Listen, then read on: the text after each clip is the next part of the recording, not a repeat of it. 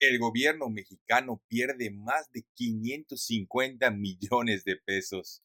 Muy buenas a todos, compañeros inversionistas. Les traigo el video que siempre tenemos a fin de mes. Y ahorita vamos a ver qué pasó en el periodo de enero-mayo, ¿no? Ya llevamos 5 meses y el gobierno nos está publicando los resultados de lo sucedido con respecto a los ingresos y egresos.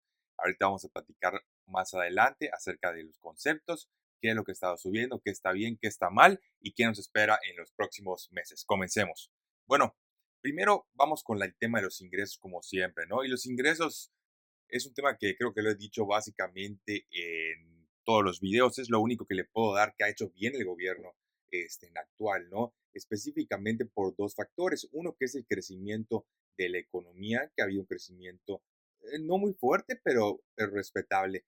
Y claro, aquí tenemos que ver que si el crecimiento realmente es atribuible al gobierno o más bien es atribuible a factores externos como los problemas macroeconómicos que ha habido con China, ¿no? Específicamente, eso ha hecho o ha generado una tendencia de nearshoring muy importante que ha posicionado a México como uno de los lugares principales para la producción en Estados Unidos gracias a su cercanía, ¿no? Entonces creo que eso ha sido un factor súper importante que ayuda a la economía mexicana a crecer, porque realmente no podemos hablar de algo, una política en específico que haya hecho el gobierno que digamos, eso ayudó a que la economía crezca. No, realmente no. Lo que sí podemos decir es que no hizo tampoco nada malo, es decir, no aumentó impuestos, no puso tantas trabas, etcétera, ¿no? Entonces, ha dejado que las cosas tomen su rumbo.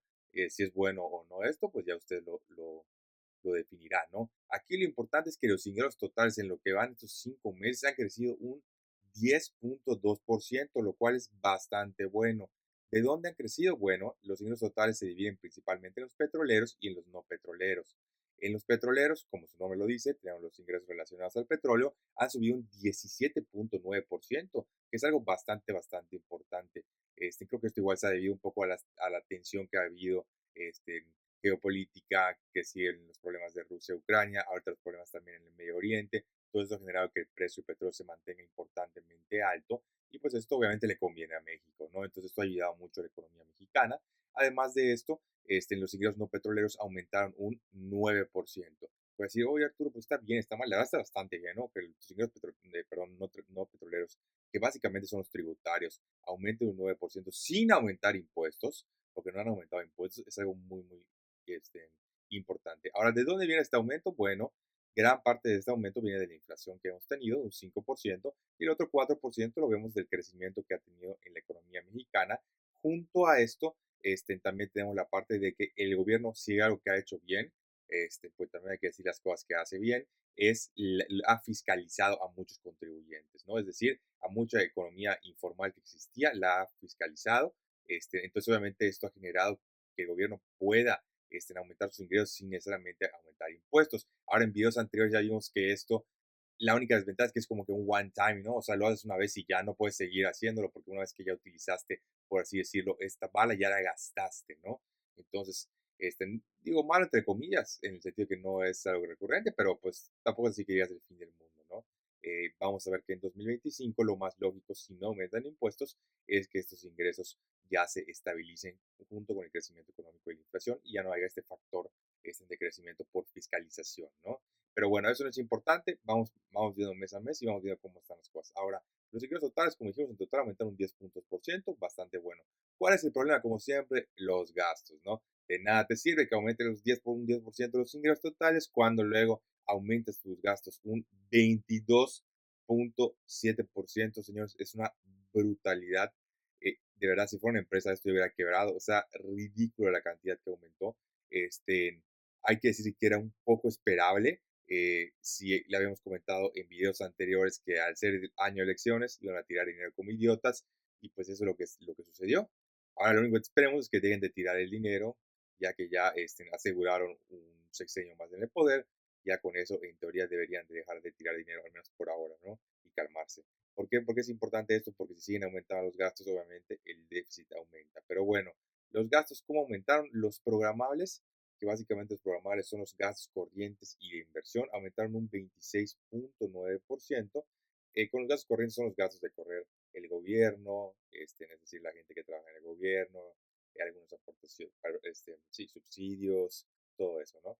También los gastos de inversión de que, oye, que el Tren Maya, que la refinería, que las calles, etcétera, que las carreteras, perdón, etcétera, ¿no? Entonces, todo eso entra aquí. Ahora, por eso se llama programable, porque en teoría lo puedes programar, ya sabes cuándo viene, etcétera. Ahora, el no programable, aquí tenemos básicamente el costo financiero y otras participaciones. ¿Qué otras participaciones? Es el dinero que se le da a los gobiernos locales, ¿no?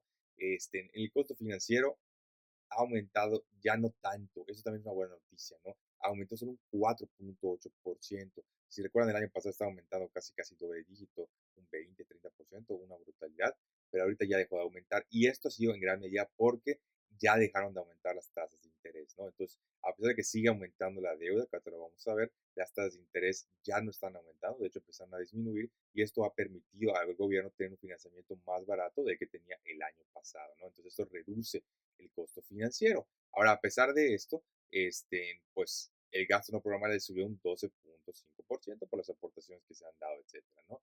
Entonces, en general, ¿qué podemos concluir de aquí? Que los gastos suben un 22.7% y si hacemos la resta de ingresos menos gastos, nos da que el balance o la utilidad neta, si lo quieren ver así, comparando con una empresa, es de menos 557 mil millones de pesos, ¿no? Entonces, estamos hablando de que si lo compramos con el mismo periodo del año pasado, esto se ha aumentado 3.5 veces, ¿no? Que es una brutalidad. Pues estamos hablando de que ni siquiera se duplicó, ni siquiera se triplicó, casi se cuadruplicó, ¿no? Entonces, eh, está complicada la situación.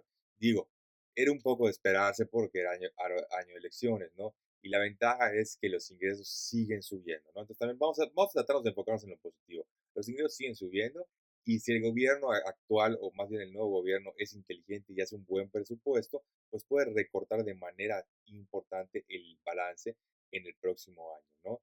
Solo tienen que gastar un poco menos. Si lo van a hacer o no es otra cosa, porque también hay que decir que muchos de estos gastos se empiezan a volver obligatorios, ¿no? Estas becas, estos subsidios, estos apoyos, se empiezan a volver obligatorios, más toda la gente que tiene trabajando en el gobierno, y esto sin contar si Claudia, la nueva presidenta, va a querer hacer algún proyecto nuevo, que necesite más inversión, etcétera, ¿no? Pero en teoría, si manejan bien el presupuesto de gastos, no debería haber problema porque, insisto, los ingresos deberían de seguir subiendo. ¿Cuál sería el peor escenario? Que dejen de subir, ¿no? ¿Y cómo pasaría esto? Con una crisis económica. Que haya una crisis económica y el gobierno ya no reciba tantos ingresos y aquí es donde podríamos decir que podría haber un problema importante. Mientras no pase esto, creo que es una situación que se puede controlar. Si la van a querer controlar o no, es otra cosa, porque los políticos nunca hacen las cosas más inteligentes. Pero bueno, si juntan dos de sus miles de neuronas y hacen una conexión, a lo mejor se van a dar cuenta de que tienen que hacer un buen presupuesto de gastos, ¿no? Ahora, todo esto ha desembocado obviamente en que la deuda siga aumentando, ¿no? En los 5 meses que llevamos, la deuda ha aumentado un 5.5%. ¿Qué significa esto? Que si la tendencia sigue, vamos a decir que el año va a terminar con un aumento de un 11-12%, más o menos en línea con lo que están aumentando los ingresos. Insisto, no es algo todavía que se esté saliendo de control, de que te que imprimir un montón de dinero, ni mucho menos pudiésemos llegar al caso, pero para eso necesitamos una crisis económica o que algo de verdad se rompa en el sistema financiero. No debería de suceder. Ahora, ¿qué es lo que ha pasado con la tasa de interés? Esta es la tasa de interés, como les dije. A partir de básicamente este año, vemos que la tasa de interés ha dejado de aumentar. Bueno, desde el año pasado, ¿no? Pero dejó de aumentar, inclusive se hizo un recorte y ahorita se ha mantenido en el 11%. ¿Por qué es importante esto? Porque esto es lo que ha ayudado a frenar de manera significativa el costo financiero y ha ayudado de cierto punto, o mejor dicho, hasta cierto punto, que el balance no se salga de control, ¿no? Pues si te das cuenta, el costo financiero ha aumentado básicamente lo mismo que la deuda, ¿no? Entonces no está saliendo de control el balance, lo cual es bueno. Y mientras las tasas sigan con una tendencia bajista, es decir, que la mantengan o que la sigan bajando, pues esto va a ayudar y va a poner o sea, va a liberar mucha presión al gobierno para que al menos el rubro de costo financiero deje de subir, ¿no? O suba de manera muy poquita. Entonces, eso va a ayudar, ese es un plus. Ahora, ¿cuál es el punto negativo? Que yo veo que la tasa de interés sigue en máximos históricos, sigue en un punto muy elevado y esto obviamente genera mucha presión en la economía, ¿no? Entonces, no se les haga nada raro ver que en los próximos meses vemos que el crecimiento económico en México se estanca, si no es que disminuye de manera importante, esto junto con la incertidumbre que hay en los mercados financieros, ¿no? Porque los inversionistas extranjeros tienen miedo de lo que está pasando en México específicamente por la reforma de modificar la Constitución referente al Poder Judicial, ¿no? Entonces yo creo que eso es algo súper importante. Si lo llegan a hacer, que lo quieren hacer cuando tengan mayoría, que creo que va a ser ahí en septiembre, antes de que haya cambio de gobierno, si lo logran hacer, yo creo que eso va a asustar mucho a los inversionistas, con toda razón, y esto va a poder poner en una situación más difícil a México, no solo en temas de crecimiento económico, sino en temas del tipo de cambio, que vemos que el tipo de cambio ha subido de manera importante, ya está en 18.3, si no me equivoco, terminó este fin de semana. Sigue estando bajo comparado porque llegó hasta 20, 22, pero la tendencia es alcista. ¿Y esto por qué? Obviamente lo decimos por el miedo que tienen los inversionistas extranjeros ante la incertidumbre política que hay en el país, ¿no? Entonces, vamos a ver qué sucede, pero me iba a decir, oye Arturo, ¿cómo puede afectar el tipo de cambio? Bueno, el tipo de cambio puede afectar porque muchos productos o costos de algunos productos están en dólares. Entonces, si el tipo de cambio sube de manera significativa, no lo que ha subido ahorita, porque no ha sido tanto, pero algo como que llegamos a 23, 24, 25, esto puede poner más presión en la inflación. Y si la inflación sube, Banxico se va a ver obligado a mantener las tasas o inclusive subirlas. Y aquí es donde tendríamos un escenario muy negativo, ya que al subir las tasas, eso le pondría un frenón más importante a la economía, eso le pondría más presión al gobierno de México y eso pudiese generar una crisis económica importante a principios del próximo año, ¿no? Entonces, aguas, mucho cuidado, la situación está delicada, todo va a depender de qué es lo que suceda o cómo reaccionan los inversionistas ante las reformas constitucionales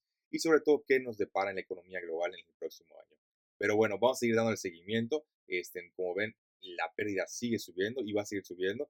Yo lo único que espero es que 2025 de verdad el gobierno recapacite y controle más los gastos, los ingresos sigan subiendo y eso ayuda a que el déficit presupuestario del 2025 sea mucho más controlado y mucho menor que el de 2024. Porque el 2024 definitivamente va a ser una locura y creo que ya no hay mucho que se pueda hacer. Pero bueno, esto por el video de hoy. Si les gusta como siempre el contenido y quieren seguir dando el seguimiento a esos puntos tan importantes, suscríbanse y nos vemos en el próximo.